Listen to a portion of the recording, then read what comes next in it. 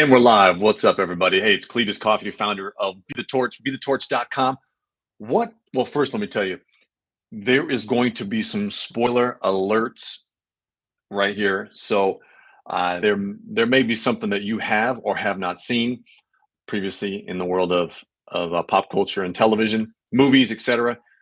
Actually, if you haven't, you're kind of behind the boat. But nonetheless, we are going to address what does Eminem, Ted Lasso, and the future all have in common. So first, let me address that these are all different eras. Obviously, the future doesn't exist. However, it really is your future. So if you have not seen the movie 8 Mile, by all means, this is not a spoiler alert because where the heck have you been? You need to have checked out this movie at some point in your life. And if you haven't, go check it out right now. It's on probably one of your streaming platforms. But 8 Mile stars Eminem as a character, kind of playing somewhat of his own life. I don't know exactly how close they followed his story, but his character B Rabbit is a young man who is growing up in a rough neighborhood, rough family environment, and he is a freestyle hip hop artist, freestyle MC, rapper. He goes to these freestyle challenges. And I don't need to bore you with the details. Go check out the movie. But the very end of the scene, very end of the movie, there is a scene where it's the championship rap battle, and he makes it to that stage, and he gets a chance to go first. Now, if you remember, the rap battles are generally one artist is saying something to mock or to talk about in a negative way the other MC that's on the stage with him or her. So it's usually making fun of them, pointing out their deficiencies, pointing out some of their insecurities, whether it be physical, mental, their social, their lifestyle, you name it. But it's a way to make fun of them, to break them down, to make them look weak. And of course the crowd reacts when one artist makes fun of the other one in a capacity where it makes them look dumb or weak, and the crowd reacts and goes crazy. So in the final scene, what B Rabbit does is he takes the mic and goes first. And what he does was unconventional to the traditional ways in which the rap battles went.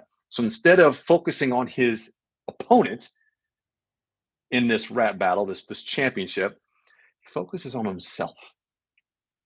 Now, what that means is he didn't talk about the opponent's insecurities and deficiencies and weaknesses and the things that would be easy to point out about that individual. He focused on himself, and he got super honest and vulnerable, and he went all in on him and talked about his growing up, talked about his family structure, the trailer park that he lived in, the rough neighborhood, all the things that made him quote unquote weak, that others would look at as a deficiency or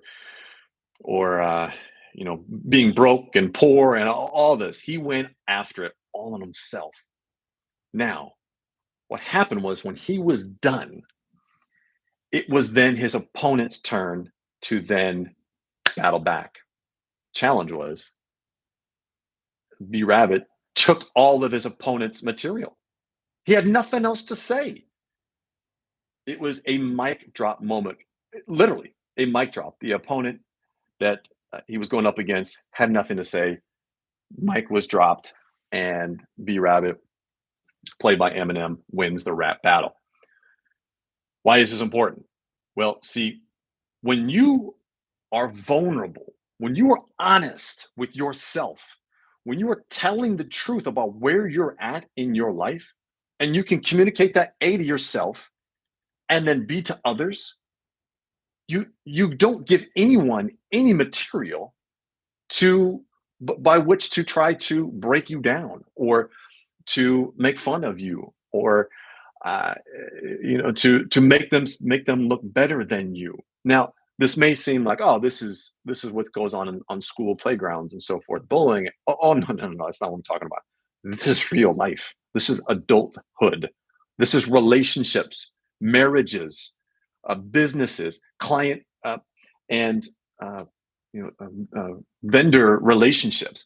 This goes on constantly in our society where others feel weak, they feel insecure. And so, in order to make them look stronger, in order to feed their ego, they have to break down their opponent or the person that they're in a loving relationship with or a competitor in their industry.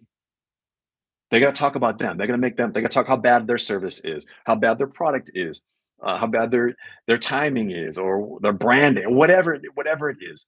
They try to break them down to make themselves look better.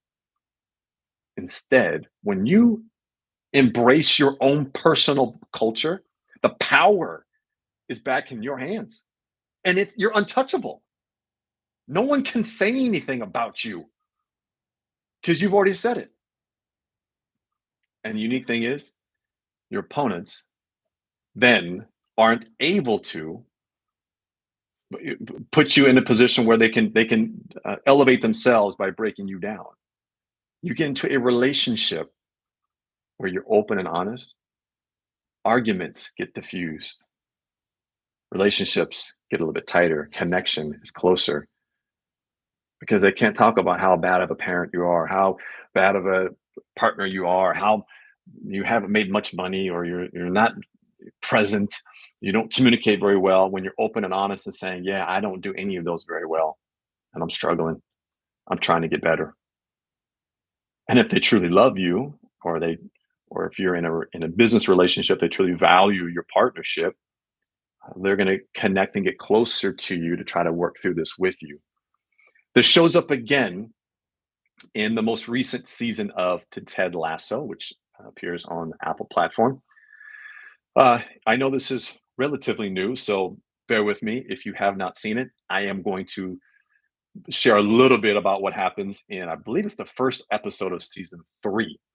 And in this episode, it is the very start where Ted Lasso, his former assistant, Nate the Great, the Wonder Kid, moves on to West Ham, which is a competitor in the same division as Ted Lasso and his team.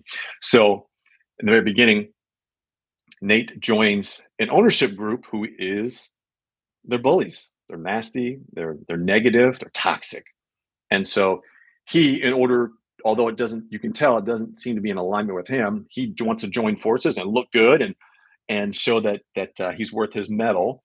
That he embraces that type of mentality. So in the very first start of the season press conference, Nate the Great gets out there and he talks trash about Ted Lasso and the team, and even says, he's a shit coach. And it kind of plays into another scene as to why he said that in referenced that type of language. But he's trying to, and of course, the media is going ooh and on, and social media is going crazy on the show about how Nate is talking trash about Ted Lasso and about their team and so on and so forth. Well, later that day, it's now Ted's turn to have his media day. And of course, his owner is saying, you got to fight. You need to fight back. Basically, fight fire with fire. They're talking trash, you talk trash back. It doesn't work that way when you talk about power versus force. See, Nate's coming from a place of force. I'm going to force this out, which really was not in alignment with him, try and talk trash about you to break you down, to make me look better, make me look like a good coach. Like I know what I'm doing. I'm talking trash about you. Well, Ted Lasso takes a different approach. He doesn't do what his ownership wants. He does what he does best. And he gets to his press conference and he says, you're right. I'm not a very good coach. And he goes on to point out examples as to why he's not a very good coach. And he goes on to elaborate and says, I'm pretty dumb. And he quizzes the media and says, how dumb am I? And they kind of play this game back and forth, but he kind of points out all of his weaknesses. Not all of them. He points out some pretty big weaknesses, deficiencies, some insecurities that he has right there in front of the media. And the more he talks about it, the more they love it. the more that they're cheering for him, and the more they're embracing his lovable style because he's just being open and honest and talking like a human being to other human beings. The result, he takes back the power. So at the end of the conference, the the the media is all laughing and cheering and just loving on Ted Lasso, and social media then runs rampant, making fun of Nate the Great, his old assistant who was talking trash, and loving on Ted Lasso. He embraced his power and took it back, and thus there's nothing you can say about him. Your future, my friend, is encompassing your ability to be vulnerable, to take ownership and accountability and responsibility for your weaknesses, your insecurities, and sharing those vulnerabilities, especially to those that you are in your circle, whether it be your loved ones, your intimate relationship, your business partner, your team. So far as leaders, we try to build ourselves up to make us look big and strong and powerful and all knowing. And so this team is supposed to look up to you and say, "Oh, you are the almighty leader." Man, that is a very shaky ground to be on. You want to come from a strong foundation, a place of power. You're open and vulnerable with your team. To lead means to go first. And when you are vulnerable and when you are sharing and expressing your vulnerabilities, your team is going to follow suit. You want your team to express their vulnerabilities. You want to know what excites them. You want to know what makes them fearful. You want to know because they are producing for you. And as if you are a business owner, you need them to help you with your bottom line.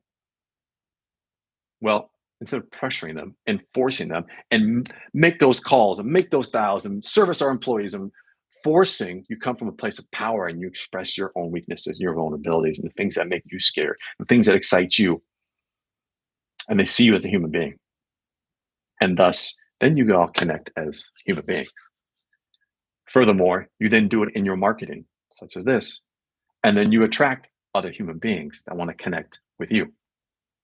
And it's those type of customers that are going to be your lifelong customers, those that are going to support your business, those are going to support you because they resonate with you.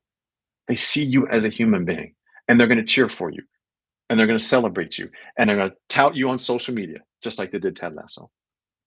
So the power of personal culture is doing you and being open and talking about the truth and being honest with yourself first and foremost and with others so that they can resonate, see you as a human being, and follow your lead.